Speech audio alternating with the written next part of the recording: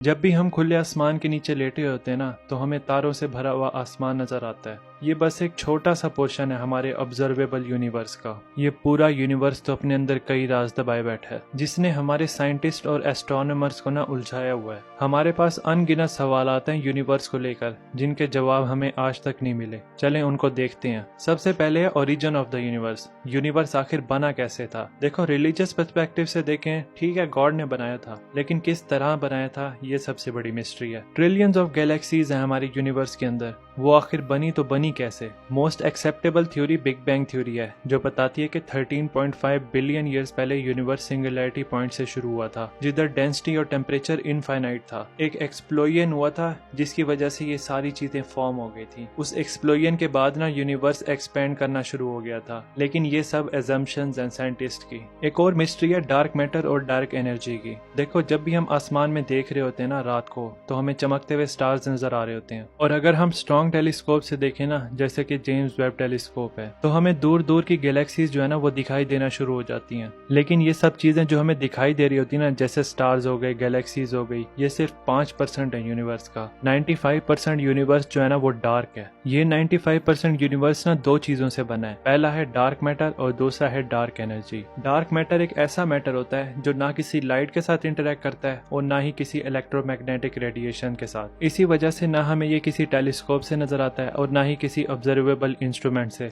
ये सिर्फ और सिर्फ अपने ग्रेविटेशनल पुल की वजह से डिटेक्ट होता है। देखो, आखिर कोई तो फोर्स है ना जो गैलेक्सीज और उनके क्लस्टर को होल्ड किए हुए है, वही डार्क मैटर है, और ये 25% यूनिवर्स बनाती है। और दूसरी तरफ डार्क एनर्जी बिल्कुल ऑपोजिट है डार्क मैटर के। डार्क एनर्जी एक रिपल्सिव फोर्स है जो कि एक्सपेंशन करी है यूनिवर्स की इतने टाइम से, और ये ना ग्रेविटी के अगेंस्ट चलती है। डार्क एनर्जी 70% यूनिवर्स बनाती है। सिंपल अल्फाज में बताऊं तो डार्क मैटर जो है ना वो गैलेक्सीज को खींच रहा है, और डार्क एनर्जी रिपेल यानी दूर भेज रही है, एक्सपेंड कर रही है यूनिवर्स को, ताकि यूनिवर्स की एक्सपेंशन हो सके। फिजिसिस्ट को ये नहीं पता कि डार्क मैटर और डार्क एनर्जी जो है ना वो किस चीज से बने हुए हैं, और ना ही उन्हें ये पता कि वो एग्जिस्ट ही क्यों करते हैं। तो 95% यूनिवर्स हमारा डार्क और इनविजिबल है, जिसके बारे में हमें कुछ भी नहीं पता। एक और सवाल है कि are we alone in the universe? क्या हमारे अलावा और स्पीशीज भी हैं यूनिवर्स में? क्या एलियन वाकई एग्जिस्ट करते हैं? एलियन हम ऐसी स्पीशीज को बुलाते हैं जो एग्जिस्ट करते हो हमारे प्लेनेट से बाहर। अब देखो, यूनिवर्स है ना, मतलब वो यूनिवर्स जो हम ऑब्जर्व कर सकते हैं, उसको बोलते हैं ऑब्जर्वेबल यूनिवर्स। इस ऑब्जर्वेबल यूनिवर्स में लोकल यूनिवर्स के सर्वे के मुताबिक ना 2 ट्रिलियन गैलेक्सीज मौजूद हैं, और हर गैलेक्सी जो हमारे यूनिवर्स के अंदर मौजूद है, जैसे कि हमारी मिल्की वे गैलेक्सी है, कुछ इससे बड़ी है, कुछ इससे छोटी है। खाली मिल्की वे गैलेक्सी के अंदर 400 बिलियन स्टार्स मौजूद हैं। तो दूसरी गैलेक्सीज जो हैं उनमें भी अराउंड इतने ही स्टार्स मौजूद हैं। फिर उनमें से कई स्टार के प्लेनेटरी सिस्टम भी मौजूद हैं। और हाँ, ये भी याद रखना कि एक छोटा सा पीस ऑफ यूनिवर्स है हमारे ऑब्जर्वेबल यूनिवर्स का, और शायद के इनफाइनाइट यूनिवर्स भी हो इसके बाहर भी,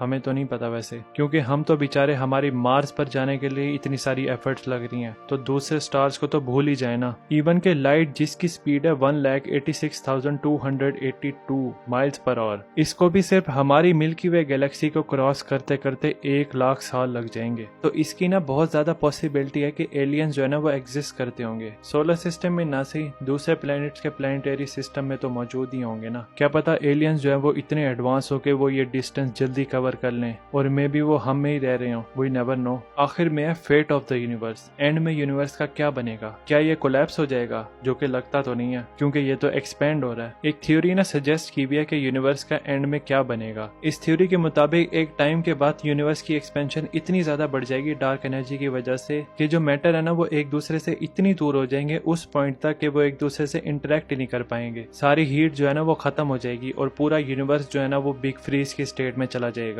ये सिर्फ एक थ्योरी है जो सजेस्ट करती है कि ये अल्टीमेट फेट हो सकता है यूनिवर्स का। अब रिलीजन के पर्सपेक्टिव से देखें तो हेवन और हेल का कॉन्सेप्ट है हमारे पास। तो क्या हेवन और हेल जो है वो यूनिवर्स के अंदर ही होंगे या फिर किसी और जगह पे होंगे? और अगर कहीं और होंगे तो एट द एंड क्या होगा इस पूरे यूनिवर्स का? और जब हम मर जाते हैं तो हमारी कॉन्शियसनेस जो है वो किस जगह ट्रांसफर हो जाती है? इज इट दिस यूनिवर्स और बियॉन्ड? ये सब तो हमें खैर मरने के बाद ही पता चलेगा। तो ये कुछ मिस्ट्रीज हैं यूनिवर्स से रिलेटेड, जिनकी हमारे पास कोई एक्सप्लेनेशन नहीं है। ऐसी और भी काफी सारी मिस्ट्रीज हैं, लेकिन हम उनको किसी और वीडियो में देखेंगे। अगर आपको यूनिवर्स और इससे रिलेटेड टॉपिक में इंटरेस्ट है ना, तो आप मेरी ये वाली वीडियो देख सकते हैं आई बटन में। वीडियो अच्छी लगी है तो लाइक करना, और नए हो तो चैनल पे सब्सक्राइब जरूर करना। Thanks for watching.